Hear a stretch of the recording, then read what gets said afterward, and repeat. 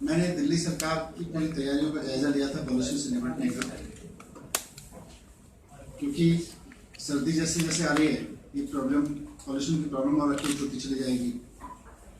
तो सरकार कुछ तो बहुत जो रेगुलर स्टेप्स लेती है उनको और एग्रेसिव तरीके से लेने की जरूरत है।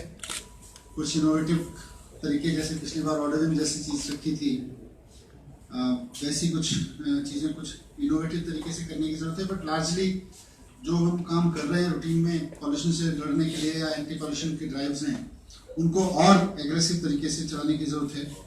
तो आज पूरी सरकार के अलग अलग डिपार्टमेंट, जितने भी स्टेक होल्डर डिपार्टमेंट्स हैं, सबको बुलाया था मैंने, और उसकी एक तरह से प्रिपरेटरी मीटिंग बुलाई। तो 2-3 चीज़ें तय हुई, वो मैं आपके सामने रखना चाह रहा हूँ। एक तो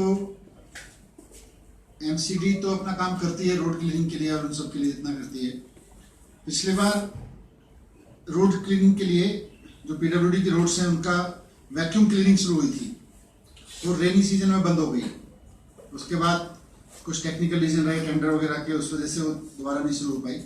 तो उनको आज डायरेक्शन दिए गए कि आप रोड क्लीन जो वैक्यूम क्लीनिंग का काम था पिछले बार की तरह फिर से शुरू कर दीजिए, ताकि रोड्स साफ रहें। डस्ट पार्टिकल्स बहुत ज़्यादा ट्रैफिक में उड़ते हैं। ट्रैफिक का अपना पॉल्यूशन का वो है, धुएं का पॉल्यूशन है, लेकिन साथ साथ डस्ट का भी पॉल्यूशन बहुत ज़्यादा है। ये रिपोर्ट सारी बताती हैं, कानपुर की रिपोर्ट्स बताती है, बाकी भी बताती हैं। तो डस्ट में जो हिस्सा है उसको किसी तरह से हमें कंट्रोल करना है। तो पहला स्टेप तो यह है कि जो वैक्यूम क्लीनिंग है, पीडब्ल्यूडी को कहा है कि दोबारा से इसको रिवाइज करके कर लें और शुरू कर दें। तो 2 हफ्ते में फिर से चालू हो जाएगी वैक्यूम क्लीनिंग पीडब्ल्यूडी की सड़कों की। दूसरा, एक नई टेक्नोलॉजी इस्तेमाल करके जो कई देशों में होती है, स्प्रिंकलिंग करते हैं सड़कों पे, थोड़ा पानी छिड़कते हैं जेट लगा के टैंकर से। तो वो जेट का इस्तेमाल करके सड़कों पे स्प्रिंकलिंग की जाएगी वाटर की, जिससे कि डस्ट पार्टिकल्स बैठ जाएं, वो साइड होके और ड्रेन में चले जाएं। ड्रेन से फिर रेगुलर उनके आगे बहा के ले जाएगा, ताकि सड़क पे ना रुके। तो ये हर हफ्ते एक बार की जाएगी।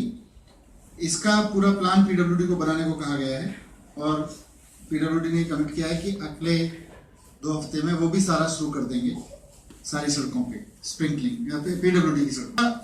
जो कंस्ट्रक्शन साइट्स हैं, एनवायरमेंट डिपार्टमेंट के पास में जो रिकॉर्ड्स हैं उनके हिसाब से पूरी दिल्ली में 61 ऐसे साइट्स हैं जो बड़े साइट्स हैं। उन 61 साइट्स पे तो एनवायरमेंट डिपार्टमेंट रेगुलर चेक रखता है, वहाँ उनके जो कंस्ट्रक्शन लॉ है इन ऑर्डर टू पॉल्यूशन, उन सब पर चेक रखता है। लेकिन उसके अलावा बहुत छोटे छोटे हैं जो गलियों में हैं, रेगुलर इरेगुलर कॉलोनीज में हैं, बड़ी बड़ी कॉलोनीज में कंस्ट्रक्शन लगातार चल रहा है दिल्ली में।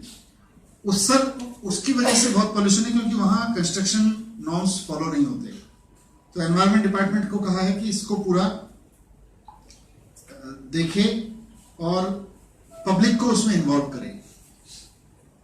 नॉर्म्स के बारे में, रूल्स के बारे में, कंस्ट्रक्शन के वक्त पॉल्यूशन कंट्रोल करने के क्या रूल्स हैं, डस्ट कंट्रोल कैसे होगा, इसको लेके क्या रूल्स हैं, एनवायरमेंट डिपार्टमेंट उसको पब्लिसाइज करेगा।